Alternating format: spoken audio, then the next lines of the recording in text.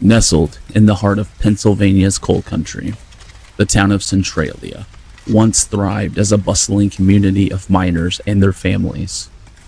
Founded in 1866, it was built on the back of coal, the valuable anthracite veins that lay deep beneath the earth.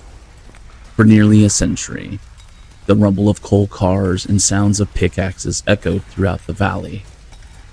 Children played in the streets, stores lined the main road, and church bells rang out over a community that felt secure in the promise that coal provided. But under the ground, an invisible menace had already begun, smoldering in the dark.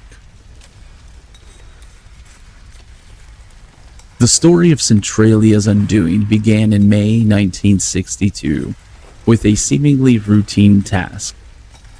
The town had a landfill located near the site of an old strip mine, and every year firefighters were tasked with setting it alight to reduce the trash. This time, however, something went terribly wrong. As the fire burned, it crept unnoticed through the cracks in the earth, making its way into the labyrinth of abandoned coal mines beneath Centralia. These mines, long dormant but rich with unmined coal, ignited like tinder, sparking what would become one of the longest burning fires in human history.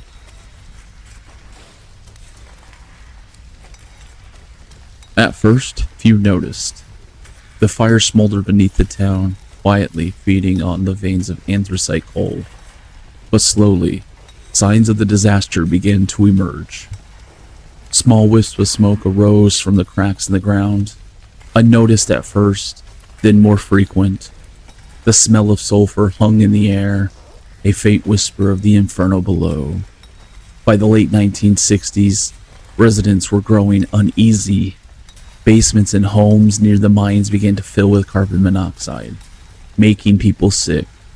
Cracks appeared in the roads, seeping with steam and foul-smelling gases. It was clear that something was wrong. Throughout the 1970s, local and state authorities tried to address the situation. They drilled ventilation holes to measure the fire's intensity, but what they found was alarming. The underground fire had spread far beyond the landfill. It was racing through the coal seams, deeper and farther than anyone had anticipated. The fire had grown so large that the only viable options to extinguish it involved massive efforts, like digging out the burning coal or pumping water into the mines. Both options proved impossible. The cost was too high, and the fire was too deep.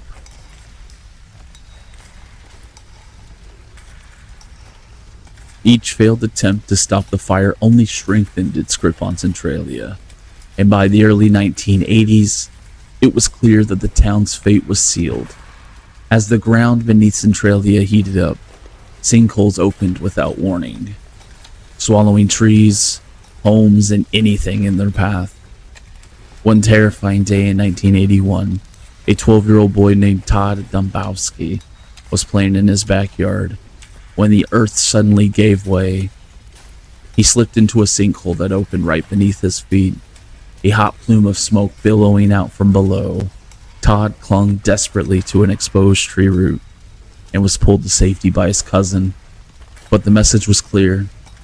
The fire was no longer something that could be ignored. By 1984, the situation had become critical. The federal government intervened, offering residents money to relocate. Over $42 million was allocated to buy out the properties in Centralia and move its residents to a safer ground. Are you enjoying today's story? Smash that subscribe button so you never miss another spine-chilling tale. Let's get back to the video. Most accepted the offer, abandoning their homes and businesses, which were quickly demolished. Streets once filled with families and laughter became empty, overgrown with weeds and silence. By the early 1990s, the state of Pennsylvania declared eminent domain over the entire town. condemning it as uninhabitable. Centralia's zip code of 17927 was revoked, and maps of Pennsylvania began to leave the town off entirely, as if it never existed. Only a handful of stubborn residents, determined to live out their days in the place they called home, refused to leave. They waged legal battles with the state, winning the right to remain until they passed away, at which point their homes would be demolished. As of today, the fire beneath Centralia continues to burn, spreading at a rate of about 75 feet per year. It covers nearly 400 acres of coal seams and shows no signs of slowing down. Experts estimate that it could burn for another 250 years, consuming the vast coal reserves that lie below the surface. Smoke still escapes through the cracks in the ground, and the earth remains hot to the touch in many places. The fire burns invisibly now, with only the occasional wisp of steam rising from the soil as a reminder of the inferno below.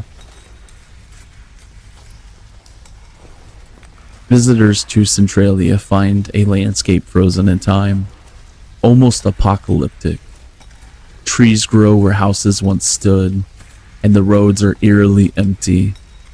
The famous graffiti highway, a stretch of Route 61 that was closed due to fire damage, became a canvas for street artists before it was covered with dirt in 2020. What was once a thriving community now lies in ruin, with only a few scattered homes still standing, hidden among the overgrown foliage. But Centralia's story isn't just one of fire and destruction. It's a story of human resilience and tragedy, a story of a town that refused to be snuffed out. For decades, residents lived with the ever-present threat beneath their feet, trying to hold on to lives they had built. Even today, the few remaining residents, old and resolute, live among the ruins of their town, defiant in the face of nature's power.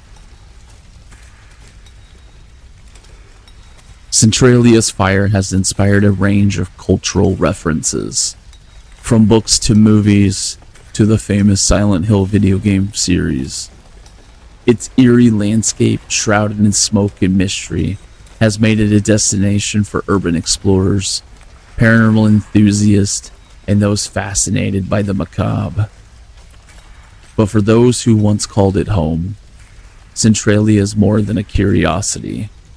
It's a place of memories lost but not forgotten. The fire in Centralia stands as a powerful reminder of the consequences of industrial negligence and environmental oversight. It started with a simple fire meant to clean up a landfill, but the uncontained blaze has turned into an unstoppable force. The town's story warns of how human actions, however well-intentioned, can spiral out of control when nature retaliates.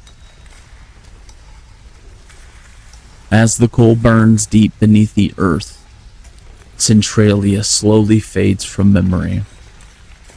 Buildings crumble, roads crack, and nature reclaims what was lost. But the fire endures, a silent, invisible force that will continue long after the last resident leaves, long after the world forgets the name Centralia.